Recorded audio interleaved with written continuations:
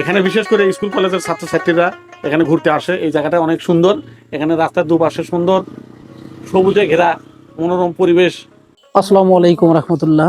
আমরা একটা এলাকাতে ঘুরতে আসছিলাম। মূলত সারাদিনের কর্মব্যস্ততা বা সপ্তাহে আমরা 7 দিনই কাজ করি, তো একটা দিন রিফ্রেশমেন্টের জন্য আমরা আসলে মাঝে মধ্যে একটু ঘুরতে ফিরতে বের হই।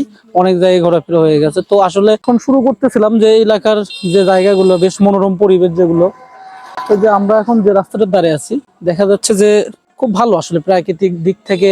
রাস্তার চতুর্দিকে হচ্ছে আপনার গাছগাছালি মোটামুটি অনেক ভালো। তো এই জায়গাতে আপনি চাইলে পরিবার নিয়ে ঘুরতে পারেন, বন্ধু বান্ধব নিয়ে ঘুরতে পারেন, শরীরের একটা মনের একটা রিফ্রেশমেন্ট সতেজতার জন্য। যানজট এলাকাও না, হয়তোবা ছুটির দিনে একটু দেখা যাচ্ছে যে গাড়ি টাড়ি বেশি যাচ্ছে। আর এখানে একটা ফুচকার দোকানও আমাদের আশেপাশে আছে, অনেকে আসে এখানে একটু সময় টময় ব্যয় করে।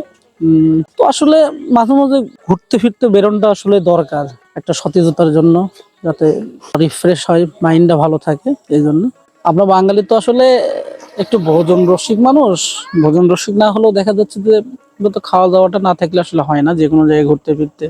এটা একটা কমন ব্যাপার। তো এখানে দেখা যাচ্ছে যে রাস্তার পাশে একটা ফুচকার দোকান আছে। এখানে মামা, আমরা যখন প্রথমে একবার আসছিলাম তখন দেখছি মামা একাই ফুচকা টুচকা বিক্রি করতেছে। এখন মূলত তার সাথে আরেকজন আছে। এখানে ফুচকা চটপটি বিক্রি হয়, অনেকেই যখন ঘুরতে ফিরতে আসে বেশ ভালোই ভিড় হয়। এখন আমরা হচ্ছে মোটামুটি বিকেলের দিকে আছি, তবে আরো একটু যখন সময় পেরোয়, বেলা গড়ায়, তখন দেখা যায় এখানে আপনার যানজটটা বেশি হয়, মানুষজন নামে সবাই একটু ফুচকা টুচকা খায়। তো ভালোই আসলে সব মিলিয়ে ভালো, অনেক ভালোই জায়গাটা, আপনি ঘুরে ফিরে দেখতে পারেন। তা এখানে দেখা যায় যে সবাই দৈনন্দিন যে কাজ বাজ গুলো করে, এখানে যেটা হচ্ছে গরুর খ্যার টের এই যে সবাই নিয়ে যাচ্ছে। মানে আমরা অনেক সময় বলি না সুন্দরী রাস্তা, সেরকম একটা। কর্পূর বাজার থেকে কর্পূর আর বালুয়াহাটের হচ্ছে রোডের মাঝামাঝি না, কর্পূর থেকে খুব কাছে, হাফ কিলোর মতো আসলেই জায়গাটা আপনি পাবেন। খুব সুন্দর একটা রাস্তা। ধন্যবাদ।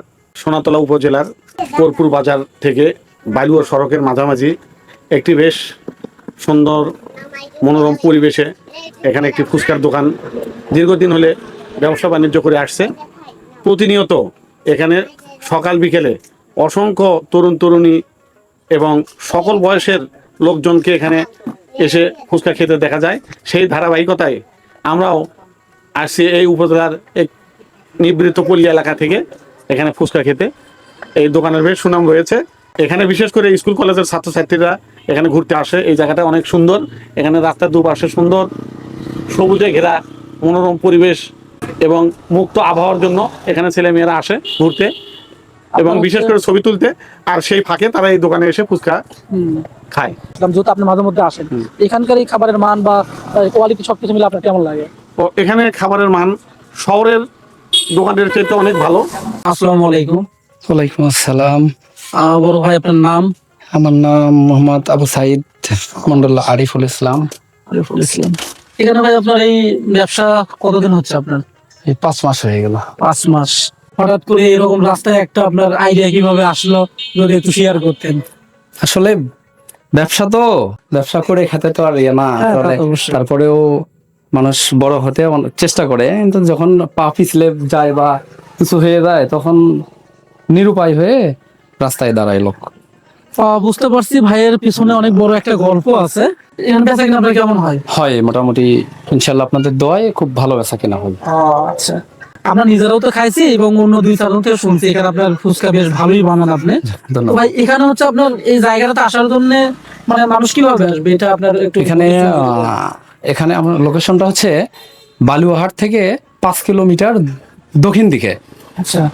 আর সৈয়দ আহমেদ কলেজ থেকে 11 কিলোমিটার উত্তর দিকে। মানে সর্বপ্রথম হচ্ছে আপনি এদিক দিয়ে আসলে কর্পূর আসতে হবে, প্রথমে কর্পূর আসতে হবে। বাইরাল পাঁচকুড়া রাস্তায় আসলেই তার সামনেই আমি, এখানে আসলেই আমার ছোট্ট দোকানটা চোখে পড়ে যাবে সবার। ইনশাল্লাহ আমার দর্শক বিন্দুদের বলবো আপনি একদিন এখানে আসতে পারেন। জায়গাটা মনোরম পরিবেশ, পরিবার নিয়ে ঘোরার মতো জায়গা। আর ভাইয়ের হাতের ফুচকা তো সেটা টেস্ট করতেই হবে।